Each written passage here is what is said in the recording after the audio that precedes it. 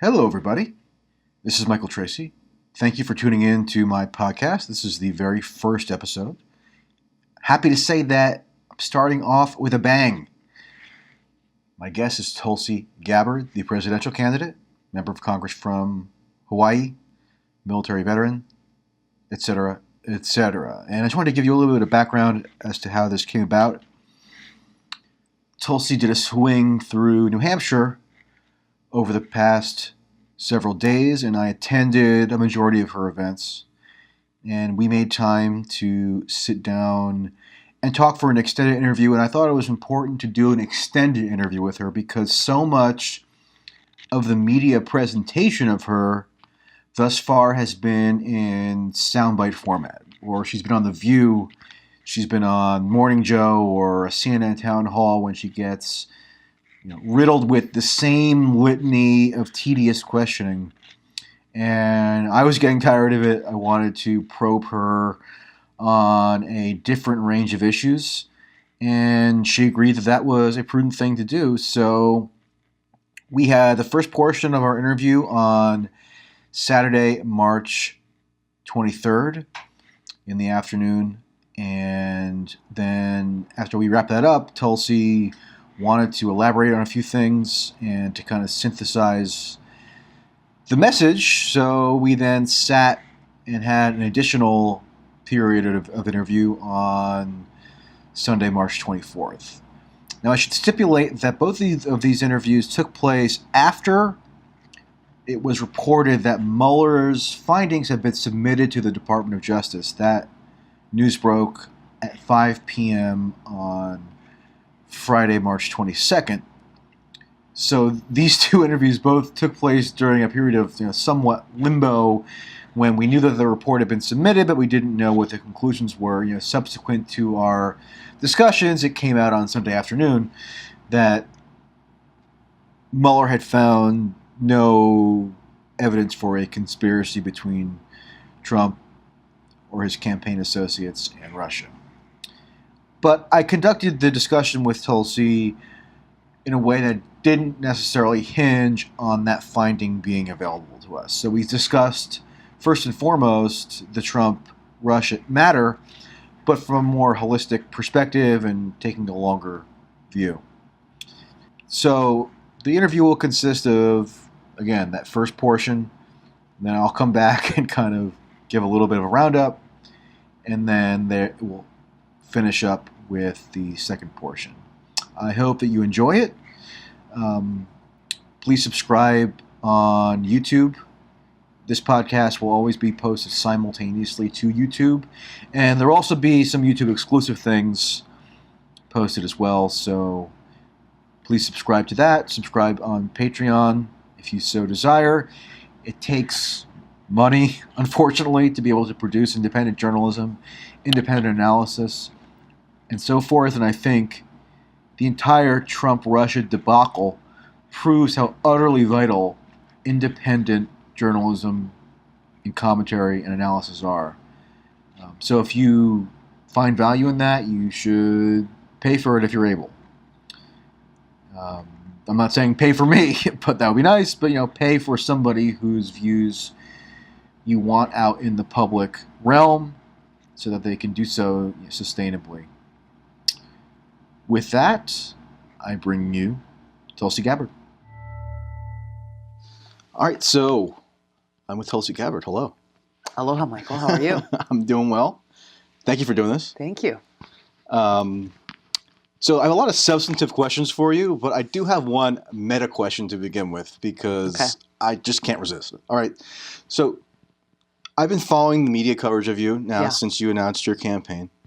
And I have to say it's been largely negative from what I gather. I see you on Morning Joe and The View and CNN town halls, and it's always like the same 2 or 3 questions that are posed to you. I think we all basically understand why you took the 2017 trip to Syria, or at least I understand it. Yet they keep badgering this point against you and neglect a whole range of other potential issues that they could talk to you about, and in fact that they talk to other candidates about. So what is your perception of what's driving that? Look, it's the foreign policy establishment and the influence of the military-industrial complex combined that is threatened by my candidacy, the issues that I'm raising, the facts that I'm bringing forward about the devastating negative consequences of the policies that they've been perpetuating, these policies of continued wasteful regime change wars, these policies that are escalating the tensions that are bringing us into a new Cold War between the United States and other nuclear-armed countries like Russia and China, and the nuclear arms race that is being kicked off. There's no other explanation for why they are trying so hard to undermine my candidacy and my campaign and the substantive issues that I'm bringing to the forefront, rather than actually having a real debate on those issues. If you disagree with my position, that's fine. Let's have a real conversation about that. Right. But instead, they are resorting to name calling and smear tactics and superficial attacks that have nothing to do with the cost of war and who pays the price. These are the issues that I'm bringing to the forefront and the kind of change that I'm seeking to bring as president. Yeah. And I've noted that you seem to deal with the attacks with equanimity, especially on The View, like Meghan McCain just like jumping down your throat, and you just kind of meticulously and rationally just rebutted her claims. So I don't know, is there do you like channel some inner calm in order to be able to do that, or how does it work? I mean, look, I'm a pretty chill person overall. There are no chill people in Congress. I don't believe that. Well, you're talking to one right now. Look, whatever the platform or whoever I'm doing an interview with or having a discussion with, who I'm really talking to are people at home. And so I'm focused on how I can make sure that message I'm delivering is clear. These points are clear in why they are important to every one of us. You know, as I raise these issues about the cost of war, it is not only our service members and veterans and their families who pay the price, it's every single American. Right. And what we hear from people, with both direct feedback in person or emails and tweets and other things like that is, this is an issue that's of concern to the vast majority of Americans and across party lines about ending these wasteful interventionist wars and taking the trillions of dollars we're spending on these wars and actually bringing them back to our pockets and investing in serving the needs of our people. Right.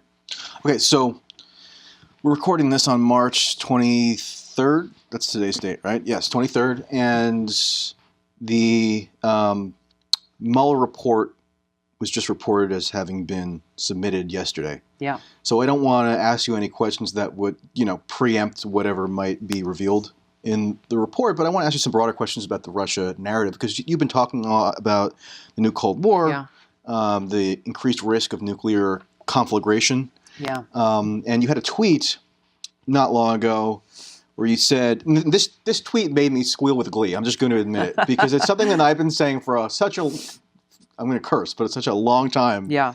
And I haven't really seen it reflected by anybody of any national prominence in the political realm. So I'm just going to quote it. Short-sighted politicians and media pundits who have spent the last 2 years accusing Trump as a Putin puppet have brought us an expensive new Cold War and arms race. How? Because Trump now does everything he can to prove he's not a Putin puppet, even if it brings us closer to nuclear war. So those media pundits and the short-sighted politicians have been overwhelmingly Democrats. Yeah. They have whipped up a frenzy among their voter base. I've seen it firsthand when I go to town hall meetings with people like waving, Soviet iconography and like Trump is a traitor and stuff to that effect. And there's been no mind paid to how that's actually rationing up tensions geopolitically. Exactly. So to what extent do you attribute blame to Democrats in particular? And you're running as a Democrat. Yeah. I'm transparent with my readers and listeners. I'm a registered Democrat. How do you characterize to what extent you allocate blame to liberals and Democrats in particular? This is what happens when you put politics over the interests of the people. Our peace, our efforts to pursue peace and security, is this heightened rhetoric that has pushed us to this point where we are seeing increased tensions, where we are seeing Trump reacting to all of these accusations that are being made so that he can prove that he is not Putin's puppet. And it's leading us down a very dangerous path. So I've expressed these concerns to many of my Democratic colleagues who, for example, who've asked me to sign on to letters or statements or bills or things that say, hey, we are at war with Russia and Trump is doing this and Trump is doing that. I talk to them about what those words actually mean and the impact, that this is a serious thing. If you're talking about us being at war with the other major nuclear armed country in the world. Or under attack is something that they say a lot. That's a common phrase that's used. Look, there are issues that we have with Russia or Russia has with us. We've got to be able to work out those issues and those differences. But further isolating Russia, further shutting down lines of communication, and the actions that are being taken to escalate these tensions are all things that make our country less safe and make the world less safe given the nuclear implications involved. So yes, there are Democrats who are responsible for this, who are not taking seriously the implications of a lot of the rhetoric that's being used. There are a lot in the media who are responsible for this because they are doing things and saying things that are further deepening the divide and further heightening these tensions, throwing around words without interest on what those consequences are, or really what the facts are. And this is why with the Mueller report, let's see what the report says. But there's been so much speculation and these speculative games that have been going on for so long. It's sucked up so much energy. And you mentioned media figures. Like, I want to be specific. I want to name one in particular, not because I have any particular animus toward her, but she's a very popular cable media host, Rachel Maddow. People look to this person who's very intelligent, very capable, for wisdom and guidance. And almost every single night for a long time now, 2+ years, she's been pushing the most maximalist conspiracy interpretation of Trump-Russia, and a lot of people have gotten just blinkered by it and very emotionally invested in it, to the point where I find it sad for them that they become so invested. Yeah. I don't know. How do you deal with that? Well, I think How do you impose accountability for that? I mean, we've got it by doing things like what we're doing, by really speaking out and pushing the truth about the consequences of the current situation and how it threatens us. Right. We have to counter that narrative that is coming at us from all directions by pushing to the forefront the interests of people. We talked about this briefly the other day about how so much of the kind of mainstream narrative has been consumed by Trump and Russia, that the very real challenges and things that are affecting and on the minds of people in this country are not being paid any mind, are not getting the attention that they need, nor is their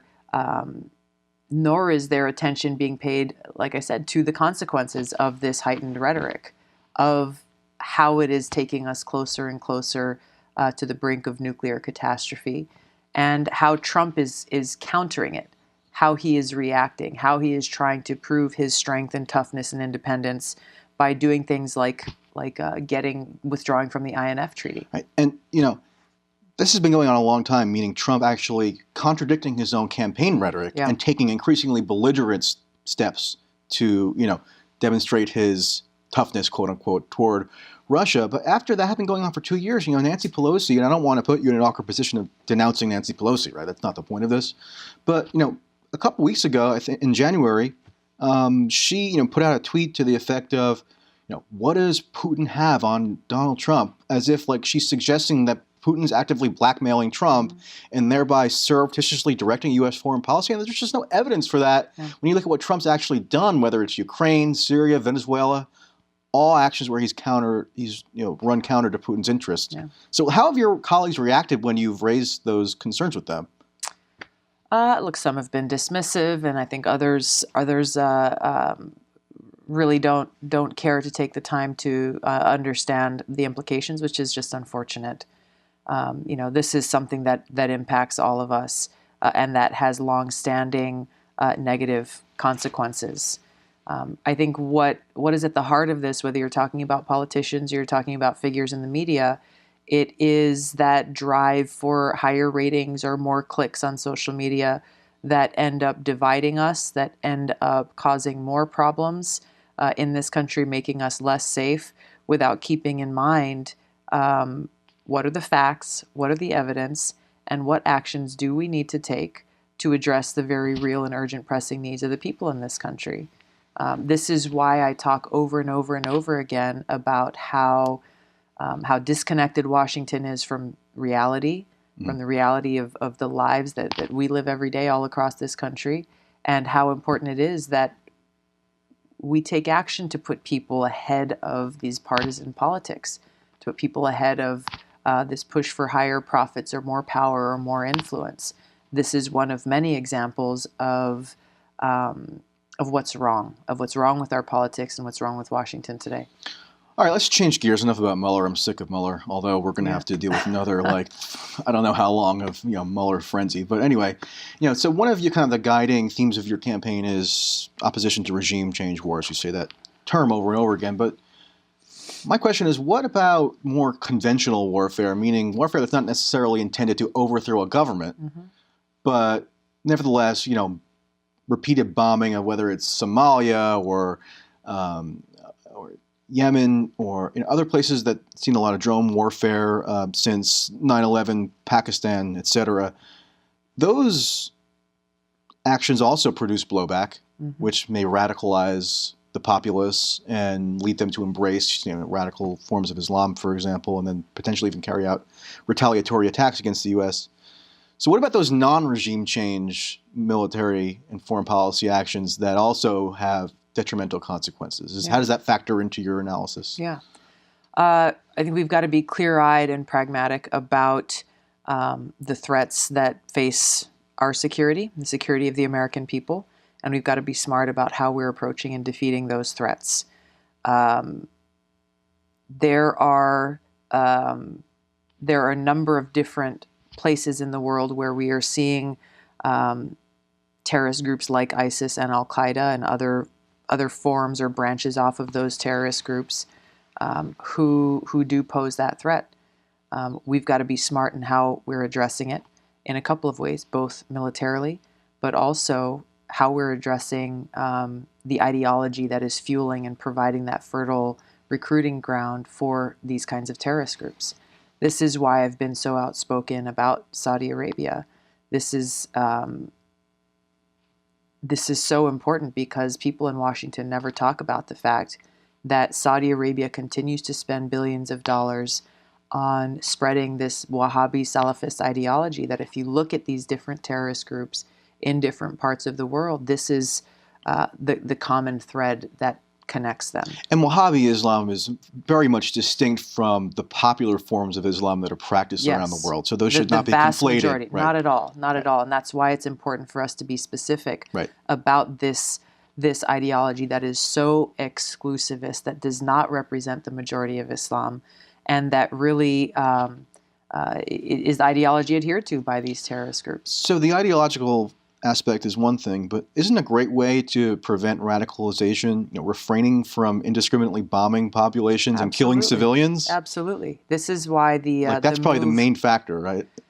It's certainly contributing. It's a contributing factor, and this is why one of the decisions that the Trump administration made recently to no longer disclose the numbers of civilian casualties, I think is so dangerous, because it removes that layer of accountability to make sure that our tactics and the weapons that are being used to go after specific threats to us are not resulting in these civilian casualties that we have seen in far too many instances, and that we are seeing in places like Yemen, for example.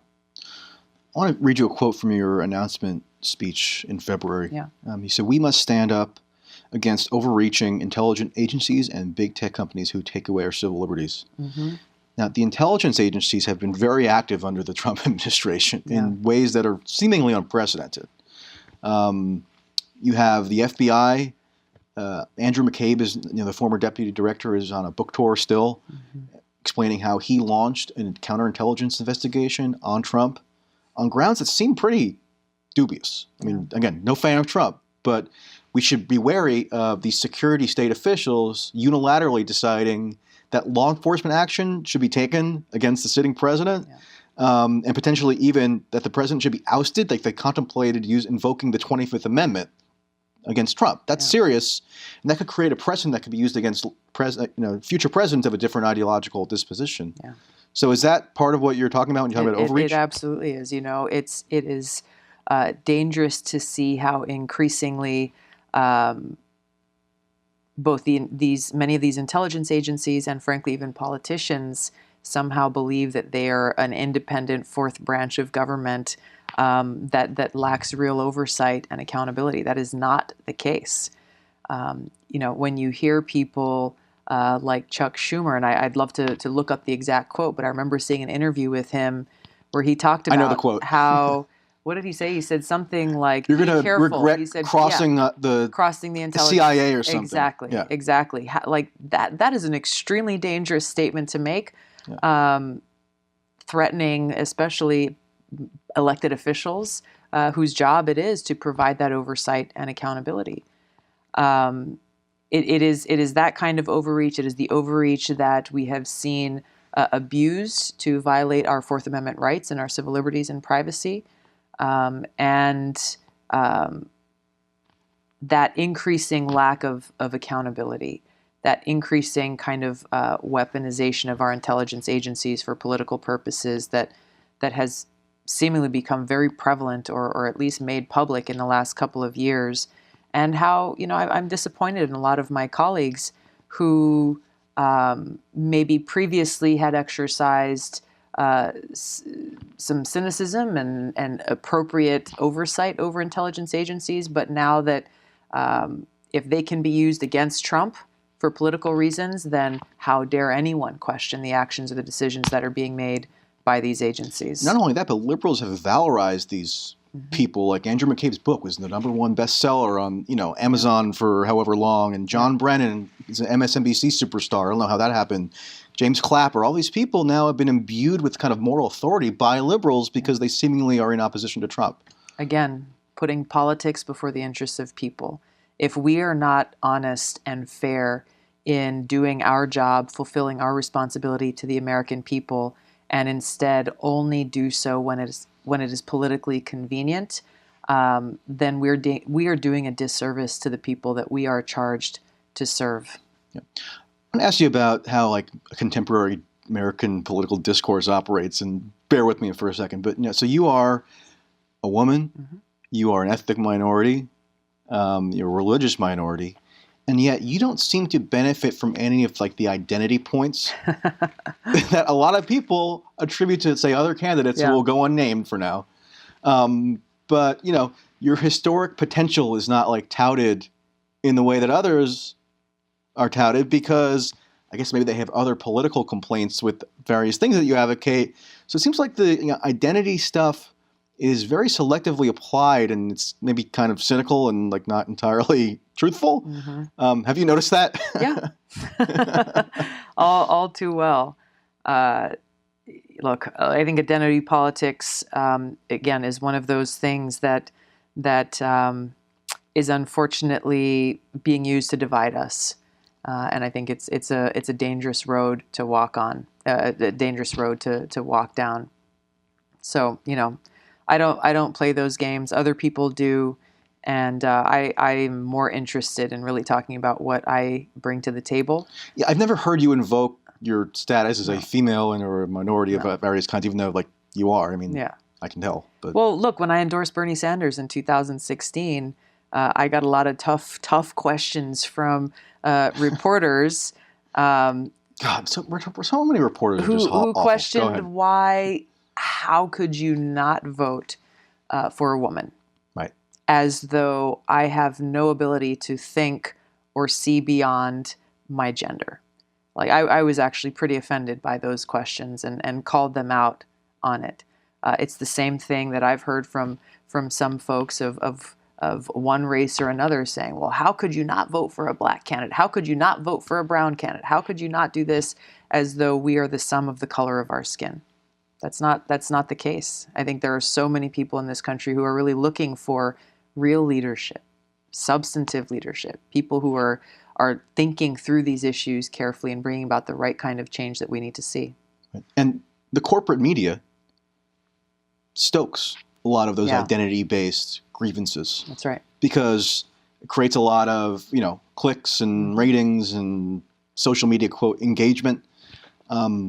So there's a lot of incentives to, play up those differences. Which is exactly what's wrong. That's what's wrong with where we are and how we've got here, where you have people in the media who are more interested in increasing those ratings so they can make more money off of advertisers or get more clicks on social media to increase their brand or their following or whatever the case may be.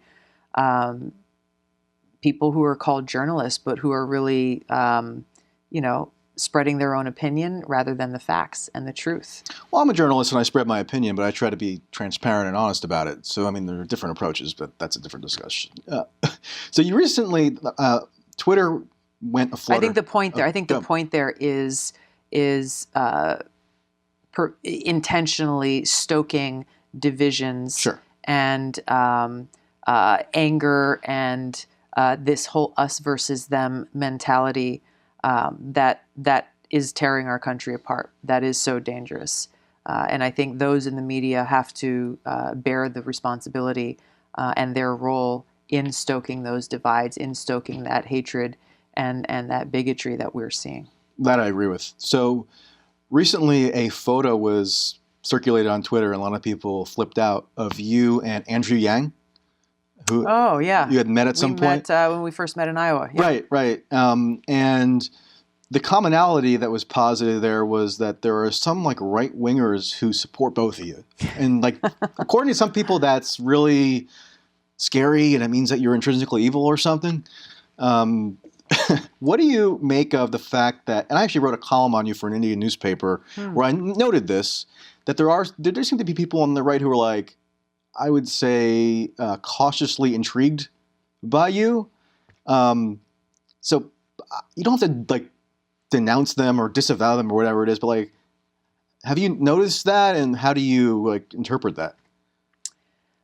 What I have seen is there are people from across the ideological spectrum, people who I may agree with on some issues and disagree on others, who are standing with me in opposition to regime change wars and the waste and the cost that has taken such a toll on our country.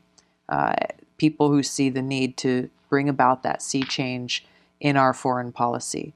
Unfortunately, again, there are those in the media and political opposition who are trying to detract away from what I'm actually saying and the substance of these issues that I'm bringing to the forefront, and are instead looking at, if this person supports you, you must be evil. If that person says, hey, I agree with that statement, then you must ascribe to everything. I don't, I'm not picking and choosing who's supporting what I'm saying. My point is about. Nor would you want to, I would think.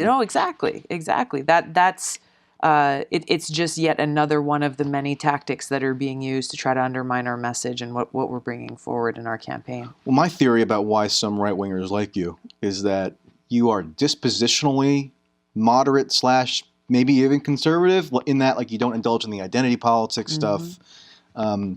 Your opposition to Trump has been let's say, less screechy than some liberals. It's been substantive. Right. It's been substantive. That's the difference. Right. But substantive criticism of Trump isn't enough for some people. You have to be very performatively outraged at all times. I've been told that before. Really? By who? You're not loud enough. You're not angry enough. But you're too substantive. So that's somehow bad? Yeah. That's the most effective type of criticism. Yeah.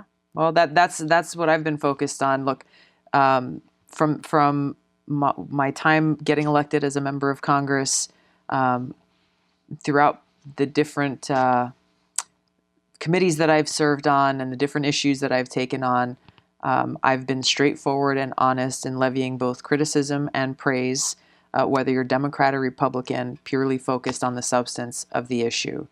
To me, that's the kind of leadership that I'd want to see, and I think that's the kind of leadership that we need. Too often, especially on these issues of war and peace and on foreign policy, you see if it is a Republican president that is waging these wars, Democrats become outraged. If it's a Democrat waging these wars, Democrats are less outraged and Republicans are outraged. So It's that kind of hypocrisy that dishonors our troops and their families and the sacrifices that they're making, and causes the perpetuation of these wars, wasteful regime change wars continuing. And the fact that you went to the Trump Tower meeting, after he was elected, gives you, I think, standing to then level criticisms when they're warranted, because you demonstrated at least a willingness to engage productively with him, right? And according to many people, that made you intrinsically evil as well. If we're not willing to have conversations with people who we don't agree with, or people we don't like, or people who are on the quote-unquote other side, how do we ever make progress in this country? How do we ever bring about change? If we only sit in rooms and talk with people who we agree with, then the possibility for progress is non-existent. What's your recollection now of that meeting? Like, did it bear any fruit in terms of actual policy being implemented? Did it seem like, does it seem like in hindsight it was a worthwhile thing? Yeah, I think it's always a worthwhile thing to create the space for that conversation in the hopes that it does spur positive change. That meeting was specifically about foreign policy. It was about ending the regime change war in Syria and tackling the threat of terrorism in groups like ISIS and Al-Qaeda. And my reason for taking that meeting was to try to get in and hopefully provide some positive influence. It was less than 2 weeks after the election that we met, before the neocons like John Bolton came in and took hold and Elliot Abrams. Yeah, exactly. So look, I'm disappointed that ultimately, time and time again, Trump has chosen to surround himself with Bolton and Abrams and Pompeo, a lot of people who have a long history of continuing to beat these war drums as they are now, and trying to get the United States to intervene and get involved with countries like Venezuela and go to war with Iran and all of the things that are happening right now that don't serve our interests, that don't serve the interests of the American people. Because the strategy on the part of almost every other Democrat, aside from you and maybe others that I can't think of now, but there could theoretically be some, was, resistance. So they didn't want to have any conversation. They thought having conversation was itself tantamount to legitimizing Trump. And I just don't see that strategy of having been having been good for the nation. I mean, I think it's just created a lot of division. Division can be good when it's substantive and based on legitimate issues. Yeah. But the strategy that they took up seems very cheap and hollow. There are a few examples of I think progress. One recent one was the First Step Act, a prison reform bill that was passed in Congress. I keep pointing out how great is it that Trump, or ironic is it that Trump, one of his only major legislative accomplishments was passing a bill that has the effect of freeing, tens of thousands of federal prisoners. Exactly. It's kind of not consistent with his rhetoric, but in a good way. But if we were not willing to engage, if we were not willing to say, hey, we disagree on everything else, but this is an area of agreement that we've got an opportunity to make progress on, then more people would suffer. And Van Jones had a leading role in that. He did. And he got a lot of, he's gotten a lot of attacks for it, but he's, and I give him credit because he has stood up and said, look, I'm putting people before politics. Yeah. And he defended you on some more grounds, I saw, so that was... somewhat I think it's very revealing. That whole process was very revealing when we saw some leading Democrats who were unwilling to engage with the Trump administration and with Republicans to pass this legislation because they didn't want to give Trump a political win. Like who? Kamala Harris and Cory Booker. Their opposition to this bill throughout the process was very strong. I think ultimately they ended up supporting the end, which is good, but really blatantly putting out that politics before the interests of people and how many people's lives would be changed with the passage of this legislation is very unfortunate. How do you kind of perceive your role in this race in relation to Bernie in particular? Because, you were very closely associated with him. He's in part responsible for the fact that you're now a nationally known figure. I don't think that you have like a burning desire to just randomly start attacking Bernie, but you do have some differences in terms of emphasis and approach. How do you kind of characterize that dynamic as of now? Bernie and I remain friends. Uh-huh. We had a conversation and sat down and talked before I announced that I was running. And, I let him know what my plans were and why I was running. And, I know that we are both focused on bringing about the kind of positive change we need to see and focused on how we collectively can best work to make that happen. How did he react when you told him of your plans? He was encouraging. That's good. Yeah. And on Andrew Yang, who's like become a viral phenomenon somehow, and he's actually an interesting substantive guy. I don't know if that was your sense when you're talking to him, but what do you think of this notion of like the universal basic income that he's been talking about? I'm interested in. I'm learning more about it. I'm looking at some of the examples of other, whether it's cities or states or countries who have tried to implement this. I think I need to get more informed on how, practically speaking, it would be implemented. But I think as we look at the effect of automation in this country and how there are a whole sector of jobs that could potentially be replaced, what do we do? Yeah. How do we deal with that? I think there's a lot to talk about with the current span of programs that make up the social safety net. Is that the most effective way to be able to provide assistance and help to those who need it the most? So I've got a lot of questions. I'm really interested in the concept.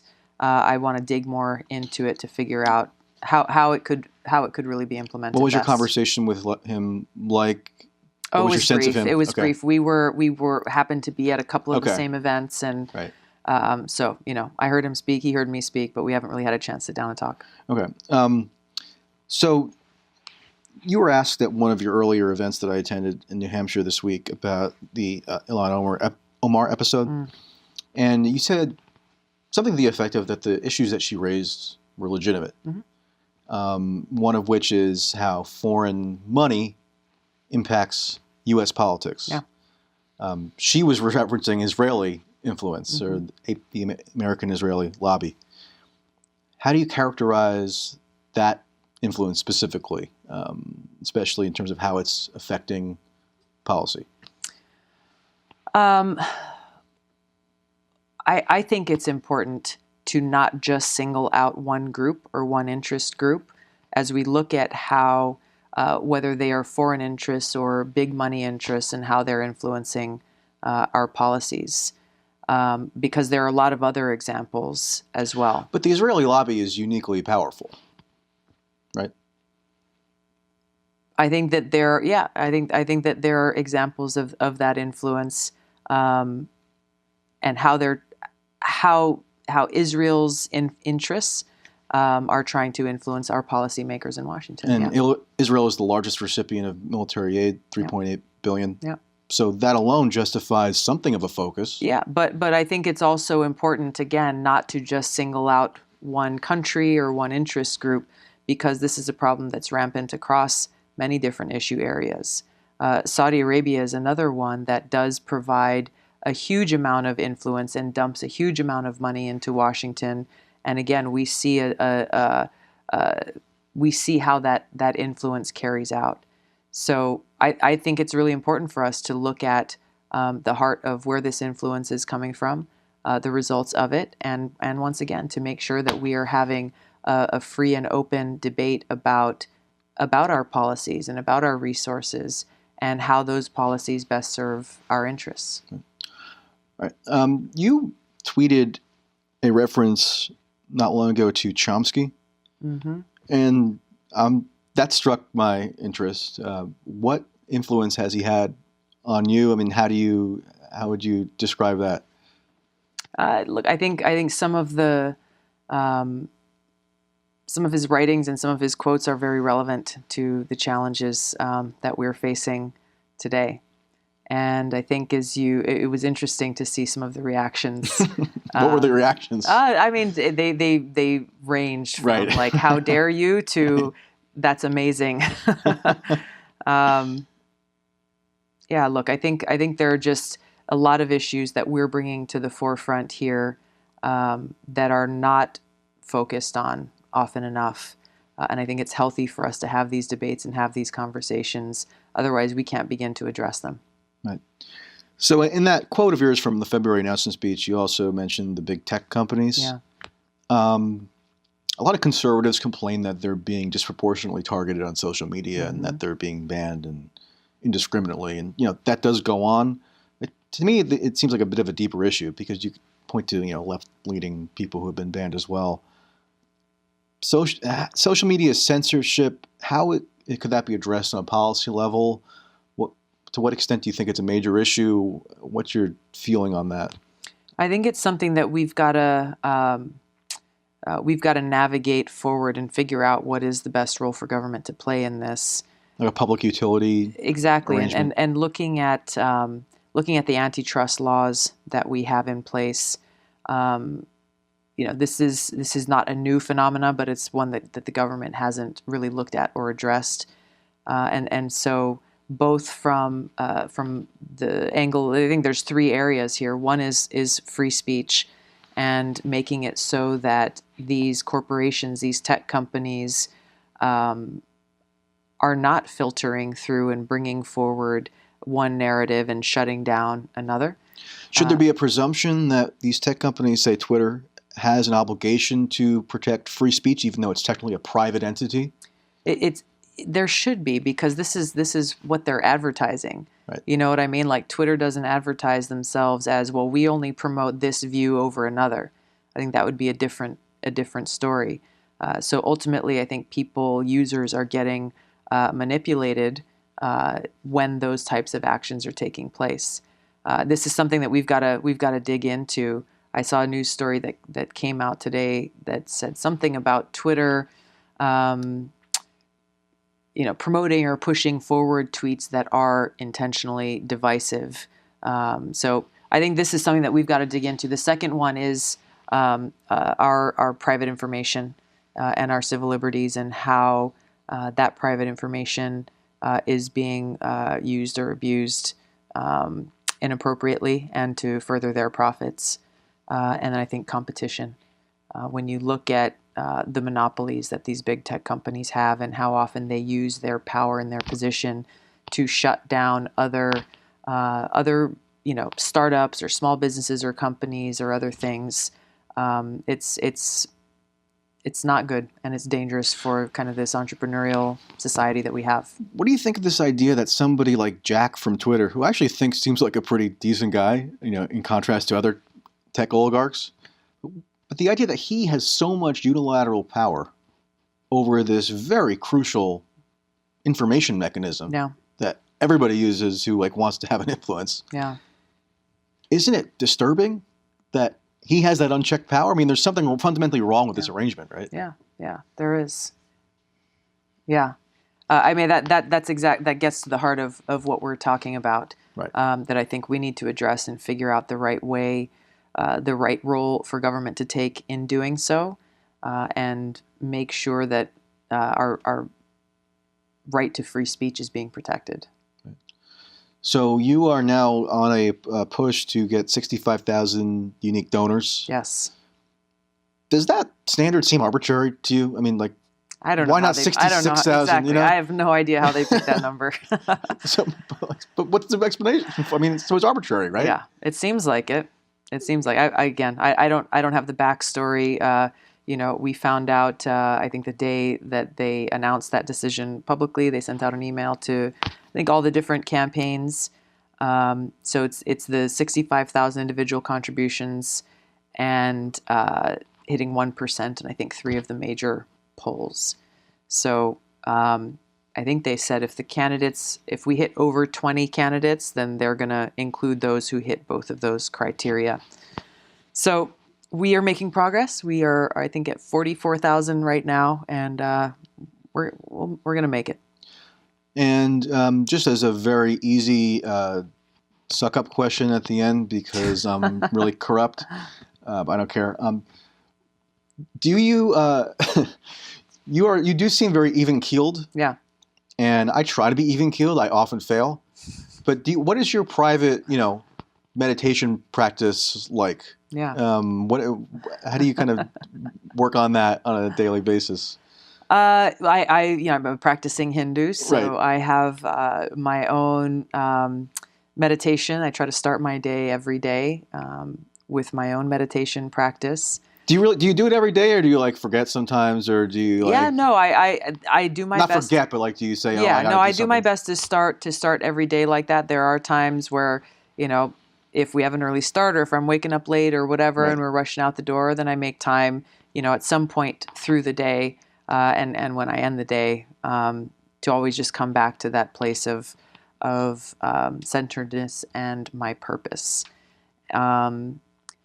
I think the other thing is it's just staying focused on why I'm doing what I'm doing, and that whether it is figures in the media or other politicians or political opponents or whatever, their attacks and their attempts to undermine our campaign and the mission that I'm on, ultimately their opinions and their thoughts don't matter to me because there is so much at stake here. And so I'm focused on the people who I'm asking for the opportunity to serve and how we can come together as a country to bring about that change. And shouldn't kids be taught meditation at an early age? I think it's very helpful. I mean, I wish I was taught. Yeah, we're seeing. I think it's encouraging to see how sometimes in grade school we're seeing a lot of veterans who are learning about meditation, and we stopped at a recovery home for opioid addicts in Laconia here in New Hampshire, and the guys who were living in this house were sharing how they found meditation to be very helpful in addressing some of the reasons why they started taking drugs in the first place, in addressing that kind of unrest or that stress or that anxiety that they were feeling. And I was actually pretty surprised that as I was telling, what can we do better? How do we deal with this opioid crisis and substance abuse and addiction? And I think this young 24, 25-year-old guy was starting to talk about meditation and how much it's helped him.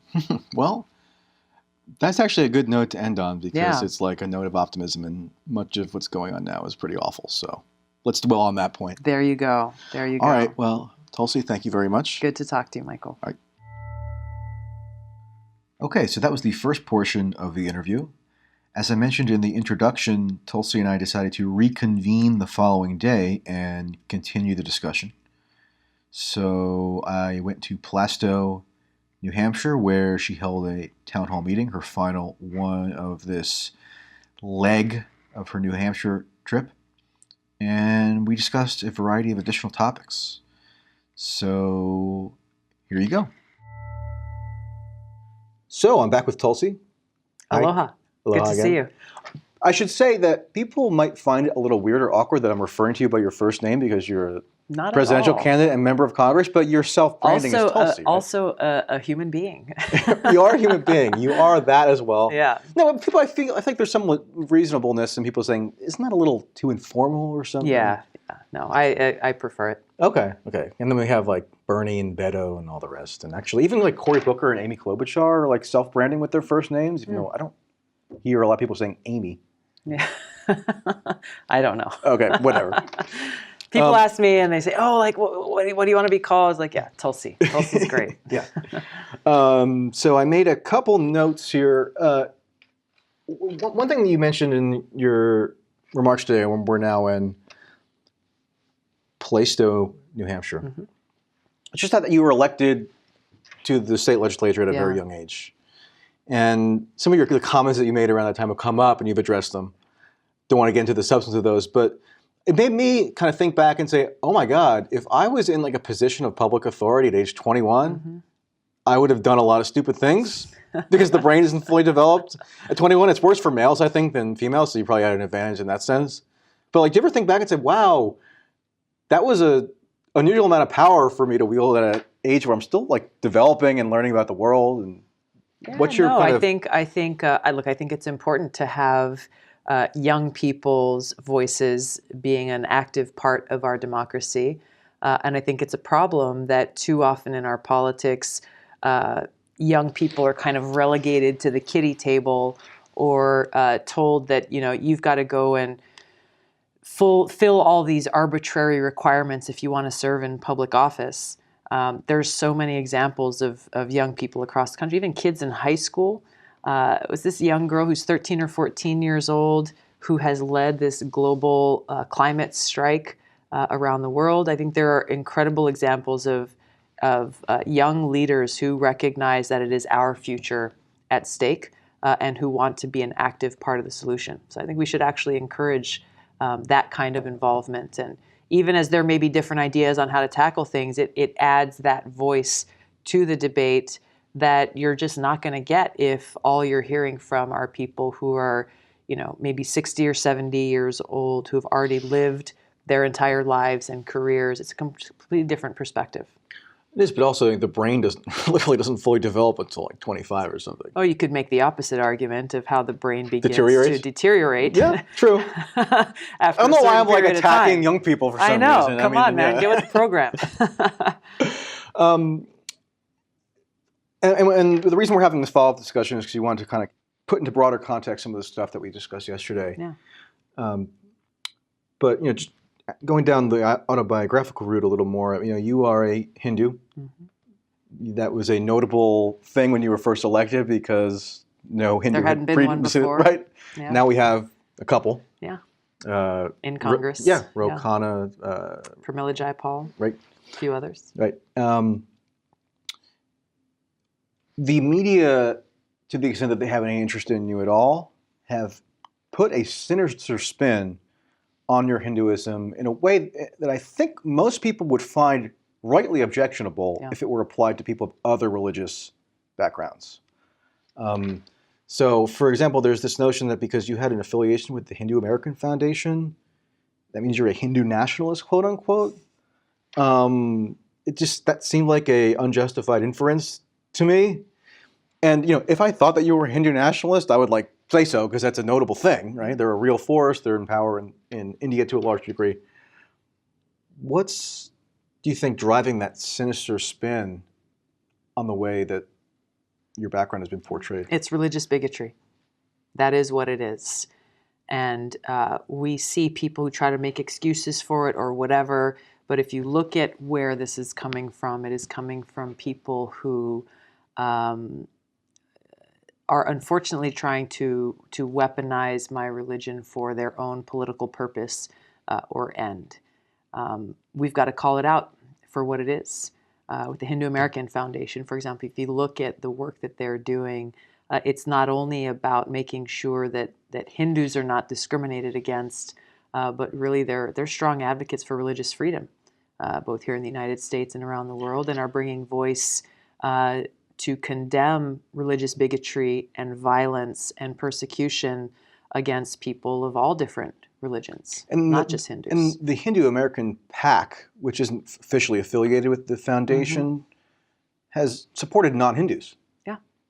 So, what does that mean for these people who are jumping to these kind of sinister conclusions? I think this is the unfortunate thing once again, that this kind of religious bigotry is not called out for what it is by by many of the leaders that we have in this country. They're very selective on when they choose to condemn bigotry and condemn discrimination. And again, usually that's motivated by politics, rather than recognizing, hey, if there's an attack on any one of us because of the way we worship or the color of our skin or who we love, it's important for all of us to take a stand strongly against that kind of bigotry and hatred and condemn it. To what extent can you attribute it to the simple fact that Hinduism is a polytheistic religion? Most people in the U.S. It's actually a monotheistic religion. Well, yeah. Okay, so but I think to your point, but the point is like Hinduism is vastly misunderstood, right, by a lot of people who don't know much about it, which is fine. Right. It's also a religion. I should have said it's perceived as a polytheistic right, religion. Exactly. But it's one of the major religions of the world, right. Practiced by millions of people here in the United States, as well as people around the world, and really it's an opportunity for us in this country that celebrates freedom of religion to learn more about it, to learn more about people who practice this religion. But regardless of your level of understanding, to make sure that we are upholding and protecting this freedom that's enshrined in our Constitution, and once again, standing together with one voice to condemn religious bigotry. Again, we've got to point out those who are weaponizing religion as a political mechanism for them to gain whatever their objective is. I think some of the suspicion arises from the fact or the reality that there are unfortunately these kind of ancient hostilities between Muslims and Hindus. And of course I'm generalizing, but like there's a perception of that being a long-standing conflict. We see it now with the tensions between India and Pakistan. And then they look at the way that you've characterized some Muslim groups, and people say, whoa, she's being too flippant to calling people terrorists. Again, I'm just kind of relaying what people say. I actually think it's a deeper issue than that. You are pointing out to some historic conflicts that exist, but from my experience, in the ways that I and my campaign have been targeted by these religious bigoted attacks. By the way, The Intercept published a piece, I should mention, that really I think was shameful. And they ended up essentially retracting it. Thanks to your pointing this out and actually raising a stink about it. Yeah, I mean, it wasn't formally retracted, but they removed one of the most incendiary bits, which was like basically just assuming that, what was it again? Well, what they said they did was they investigated by hiring a quote-unquote expert. Who was anonymous. And they never responded to my questions about why they gave that person anonymity without explanation. But anyway, go ahead. They hired this person to go through my list of contributors and to seek out and point out any quote-unquote Hindu-sounding names. Right. And, I mean, you don't even have to imagine if it had been Jewish-sounding names. Exactly. Islamic-sounding names. And that would have been denounced, and rightly so. Exactly. And rightly so. Yeah. But the fact that they did this and at least initially they defended doing it. And they left the piece up for like a month or something before I, made a stink about it. Right. And then it shouldn't have taken me making a stink on Twitter. No. And then they deleted the line but didn't tell anybody that they put a correction up, and then I had to publicize the correction. Yeah. It was very. But again, when you look to why would they do this? Why when it would be unacceptable for anyone else or any other religion, why would they think that this was okay? And I think it speaks to the underlying objective that political opponents have, whether they be in the media or in politics or any other area, of trying to undermine my candidacy, of trying to distract away from the issues that I'm bringing to the forefront, specifically related to foreign policy, specifically related to ending regime change wars, working to end this new Cold War and nuclear arms race, instead of actually focusing on those issues and where they may agree or disagree or whatever.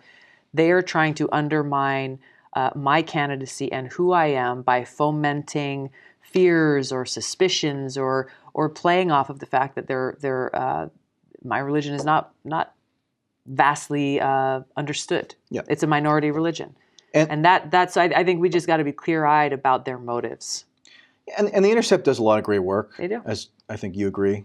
And not denouncing the entire publication because of that one mishap, and I've even contributed to the Intercept before. So just want to make that clear. But it was a pretty egregious thing, and I don't think that they really were nearly transparent enough in actually reckoning with what they did. So you got into, at this town hall today, an interesting issue that I think can be used as like a segue into kind of more broadly contextualizing everything that we've discussed, which is that you were talking about the regime change issue, which you mentioned frequently, but you talked about it in relation to Hawaii, which I hadn't heard you speak about before. Because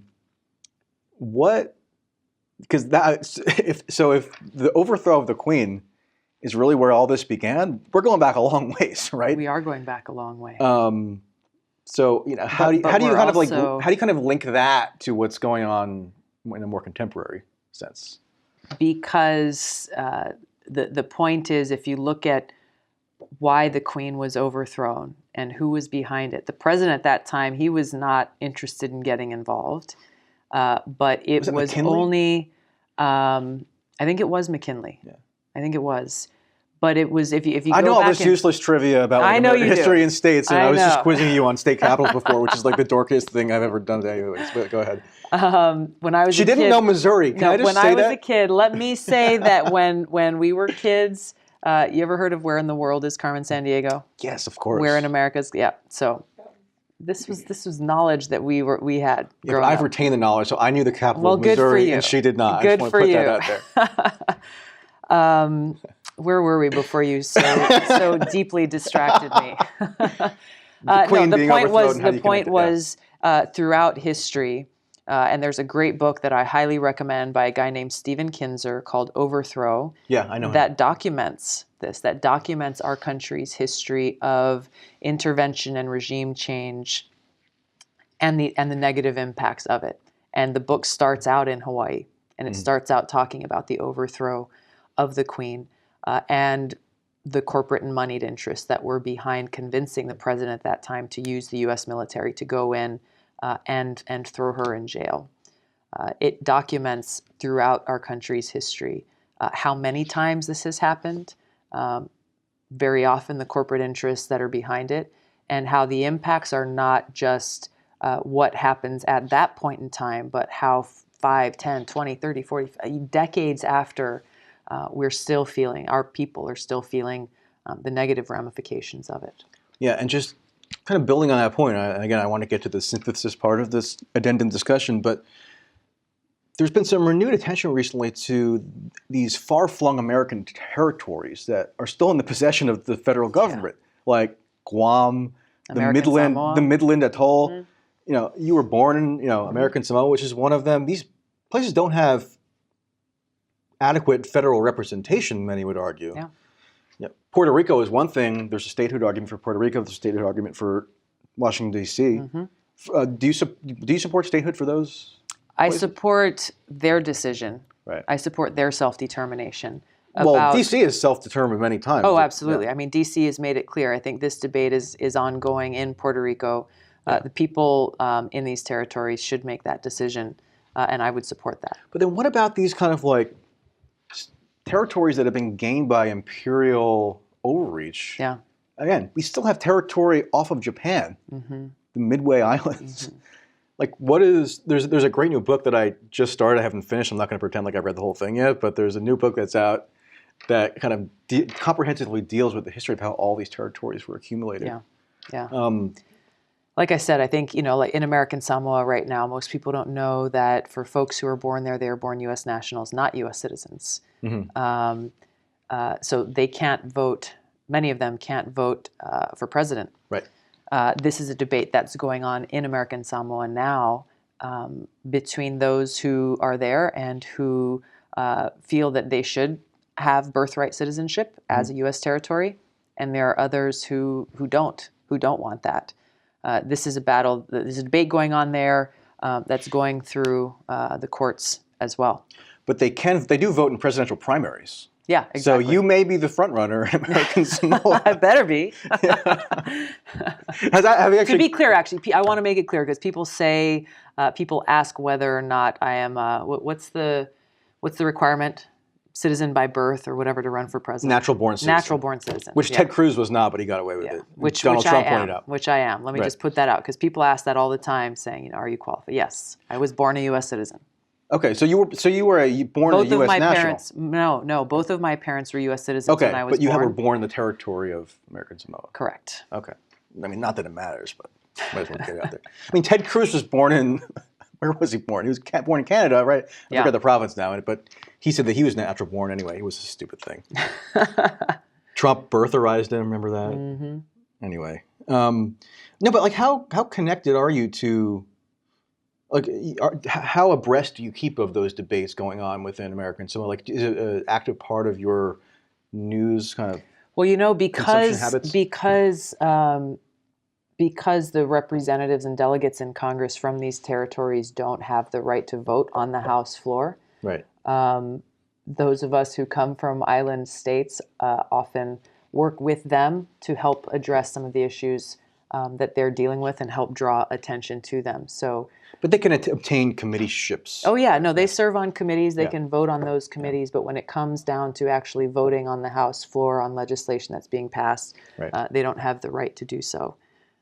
So to answer your question, yes, I mean, obviously being out in the Pacific, we work very closely with the delegates from American Samoa and Guam and Saipan, as well as the delegates from Puerto Rico and the Virgin Islands. Yeah. And you have a relationship with Don Young. We do, actually. Don and I disagree on a lot of things, but... Would you describe him as crotchety? Yeah. I think he would describe himself as crotchety. Yes. He sits in the very... By the way, Don Young is the longtime representative from Alaska. He's the longest-serving Republican ever to serve in Congress now. He just passed that milestone. He has served Alaska for... Right? I don't even know. I think he started in 1970 or 72. Years. Yeah. He and I just worked together to introduce the Ending Federal Marijuana Prohibition Act. Right. We've worked together on other issues that relate to our 49th and 50th state being the two non-contiguous states and who are often at the receiving end of unintended negative consequences of laws that may work for the 48, but who laws that actually have a negative impact on our state. So yeah, I visited Juneau over the last summer. Yeah. And their marijuana operations had been in effect for quite some time. I'm not going to say whether I sampled it. I will just note that there was high-quality marijuana on sale in Juneau, and many people as they say. But I'm not going to claim firsthand experience. According to the news on the ground. Right. Reports indicate. Yeah. We talked a little bit about the people you know in Congress and you've gotten along with at times. And I think it's sort of an interesting group of people because it sort of reflects what your values are in terms of who that you personally associate with. So, you were just name the list of people that you feel like you have had affinity with in Congress, whether it's on a working level or personal level. Yeah, I mean, there are folks, both Democrats and Republicans, who I've gotten to know pretty well, based around concerns about issues that we all care about. I work with Congressman Justin Amash and Tom Massey a lot on issues related to civil liberties and privacy. Congresswoman Zoe Lofgren, longtime Democrat from California, has also been a great advocate and leader on making sure that our Fourth Amendment rights are protected. A dear friend, Congressman Walter Jones from North Carolina, just recently passed away.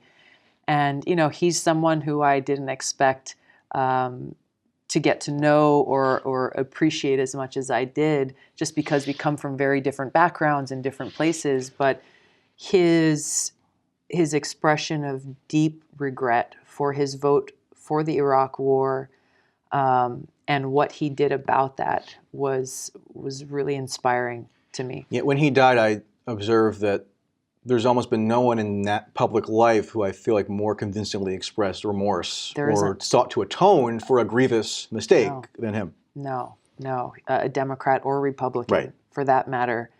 He wrote over 11,000 letters to the families of every single service member who was killed in Iraq and Afghanistan. And he would like mount investigations on behalf of military members That's who right. felt that they were got a raw deal in various respects. That's right. And so we worked together on a number of bills.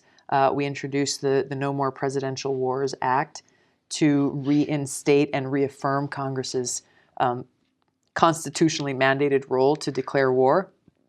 He was also a co-sponsor of my legislation, the Stop Arming Terrorists Act, which would make it so that no taxpayer dollars are being used either directly or indirectly to provide support to terrorist groups like Al-Qaeda, ISIS, and others. Yeah, Beto was a colleague of yours. Yeah. He departed from foreign policy consensus in numerous ways. We sat next to each other on the Armed Services Committee. Do you want to talk about what your experience was with him now that he's much more nationally prominent? We're good friends. We were elected the same year in 2012, right. And we ended up sitting next to each other on the Armed Services Committee. By the way, Beto had a great book that he published on the drug war in relation to... Early on when he was serving in the city council, right, in El Paso. That's right. That's right. And he's, evolved since then, I guess, somewhat, but still he had a lot of idiosyncratic, interesting views for at least a time. Yeah. That was your sense? Yeah. Well, on the committee, he and I were sometimes the lone voices, really asking tough questions of both our civilian and uniformed military leaders about the cost of war, about how so many of the conflicts and engagements that the U.S. military is involved with have no clear objective and certainly don't have an objective that serve the interests of the American people, and how destructive our wasteful regime change wars are. And to the extent that you're observing what he's doing now, and I don't want you to attack, I hate when candidates are baited into kind of frivolously attacking other candidates, but what is your sense of how your prior experience with him comports with what he seems to be doing now as he's a high-profile presidential candidate? Yeah, I to be honest, I haven't been. I've been a little busy myself, so I haven't really been following the details. Well, how dare you? Of what he's doing. I've been focused on bringing our message, bringing this message of why I'm running for president to people in communities across New Hampshire and other states in this country, and it's amazing to see what we found, which is. Like today, we had people in this room here in New Hampshire, in Plasto, who are Democrats, Republicans, and independents who really support and resonate with my call to action of ending these wasteful regime change wars, who understand why it's important that we end this new Cold War and de-escalate tensions with countries like Russia and China, that we open up lines of communication, that we have a foreign policy built on cooperation rather than conflict, and that we end this nuclear arms race that makes us less safe and that is costing us, all of this costing us trillions of dollars that we need to dedicate to serving the needs of people here.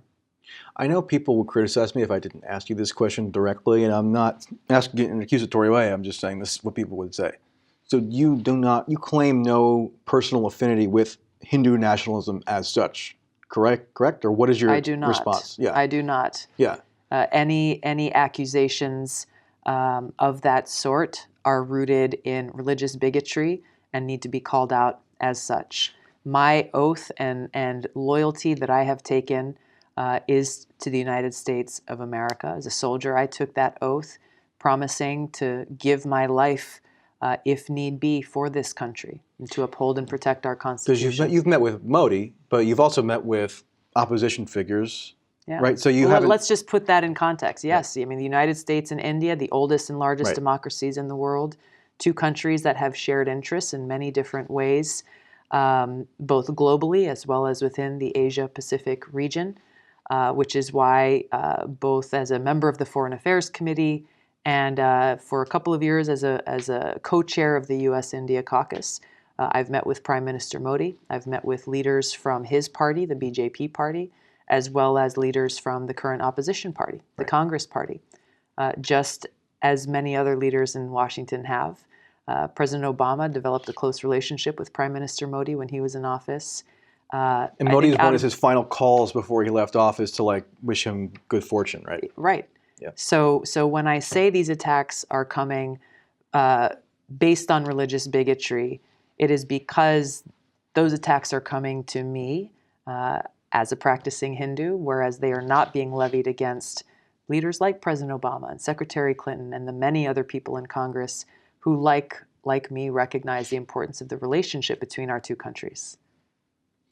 So do you want to just issue a final thought to kind of synthesize everything and put things in a broader perspective here? I guess maybe one way to do that is when you resigned from the DNC in 2016, Yeah. that's when a lot of people first became aware of you. I'm cool, so I knew of you prior to that. You are cool, Mike. Thank I'm you. glad that you're recognizing that fact.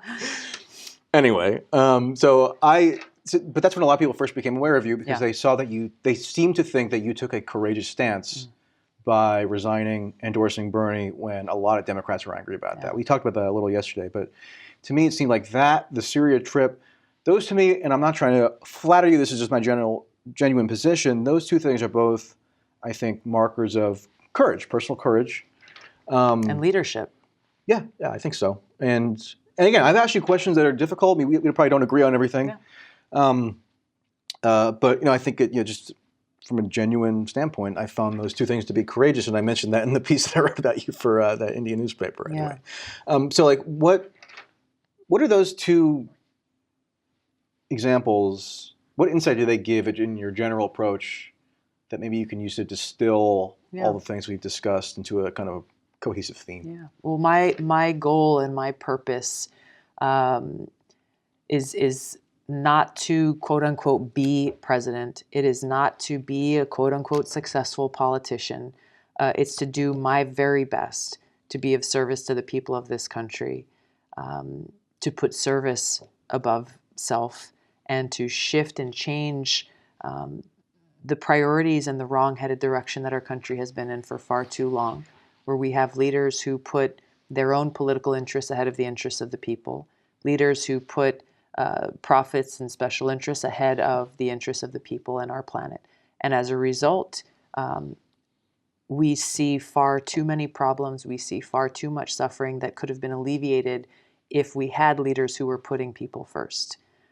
My experience as a soldier and my deployments to the Middle East in understanding and experiencing firsthand the cost of war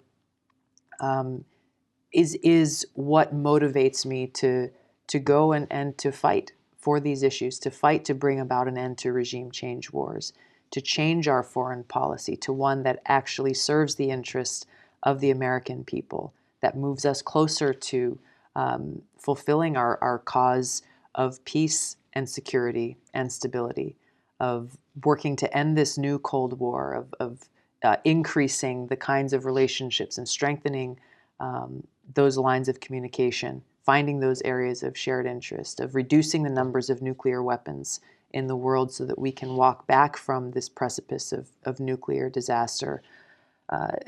This requires courage, it requires leadership, it requires taking positions that challenge the foreign policy establishment and the military-industrial complex that have benefited from this for far too long. Just to interject really quickly, you addressed earlier today this notion that a lot of people run for president saying, oh, I'm going to push back on the foreign policy establishment, I'm going to be independent, I'm not going to be before them.